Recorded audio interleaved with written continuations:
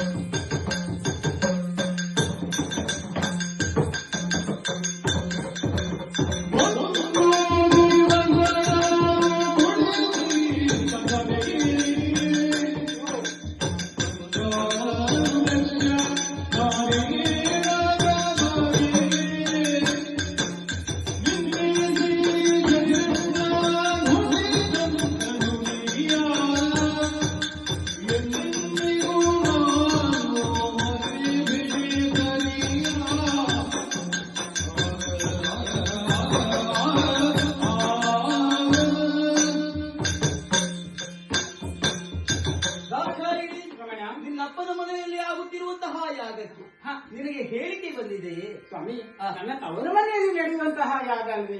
ಹೇಳಿಕೆ ಬೇಕಾಗಿಲ್ಲ. ಹೇಳಿಕೆ ಬೇಕಾಗಿಲ್ಲ, ಆದರೆ ಹೇಳಿಕೆಯನ್ನು ಯಾಕೆ ಕೊಡಲಿಲ್ಲ ಎನ್ನುವಂತಹ ಕಾರಣ ನನಗೆ ತಿಳಿದಿದೆ. ಏನು ಸ್ವಾಮಿ? ಒಂದು ದಿನ ಮರೀಚಿ ಬ್ರಹ್ಮವರು ತ್ರಿವೇಣಿ ಸಂಗಮದಲ್ಲಿ ಜ್ಞಾನ ಯಜ್ಞವನ್ನು ಕೈಗೊಂಡಿದ್ರು. ಅಧ್ಯಕ್ಷ ಸ್ಥಾನದಲ್ಲಿ ನಾನಿರುವಂತಹ ಕಾಲಕ್ಕೆ ನಿನ್ನಪ್ಪನಾದಂತಹ ದಕ್ಷನು ಆಗಮಿಸಿದ. ಎಲ್ಲರೂ ಎದ್ದು ನಿಂತು ನಮನವನ್ನು ಸಲ್ಲಿಸಿದರು. ನಾವು ಹೇಳಲಿಲ್ಲ ಎನ್ನುವ ಹಾಗೆ ಕಾರಣಕ್ಕಾಗಿ ಕುಪಿತಗೊಂಡಂತಹ ಆತ ವಿಧ ವಿಧವಾಗಿ ಜರೆದ, ವಿಧ ವಿಧವಾಗಿ ನಿಂದಿಸಿದ.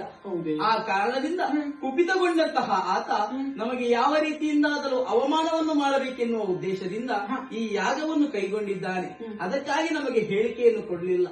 ನಾವು ಆ ಯಾಗಕ್ಕೆ ಹೋಗುವುದು ಬೇಡವೇ? ಸ್ವಾಮಿ, ನನ್ನ ತವರು ಮನೆ, ನನಗೆ ಹೇಳಿಕೆ ಬೇಕಾಗಿಲ್ಲ. ಆದ್ದರಿಂದ ನಾವು ಹೋಗಿ ಬರೋಣ ಸ್ವಾಮಿ. ನಾನು ಬರುವುದಿಲ್ಲ, ನೀನು ಹೋಗುವುದು ಬೇಡ. ಅಯ್ಯೋ, ಏನು ಮಾಡುವುದು?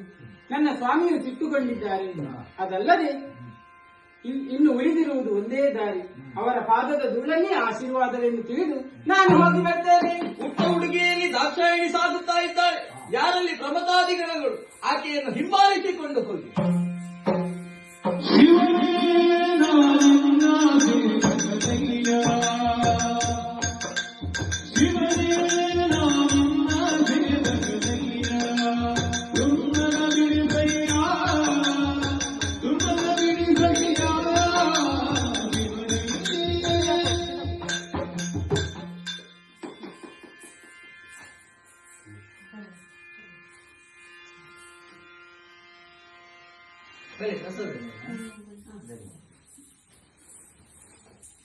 ದೇವರಿಗೆ ಒಂದು ಪಿಂಡ ಗೆಜ್ಜೆ ಸೇರಿದೆ. ಗೆಜ್ಜೆ ಸೇರಿದ ಅವಕಾಶ ಮಾಡಿಕೊಡಿ. ಅದಕ್ಕೆ ಮಾತ್ರ ಇಲ್ಲ. ಈಗ ನನ್ನದು ಬರ್ತೀನಿ ಸುಬ್ರಹ್ಮಣ್ಯ ದೇವಿ ಆಯುಷ್ಯ, ಆರೋಗ್ಯ, ಸುಖ, ಸಂಪತ್ತನ್ನು ಕೊರಡೆ ಪಡೆದುಕೊಡ್ತೀನಿ.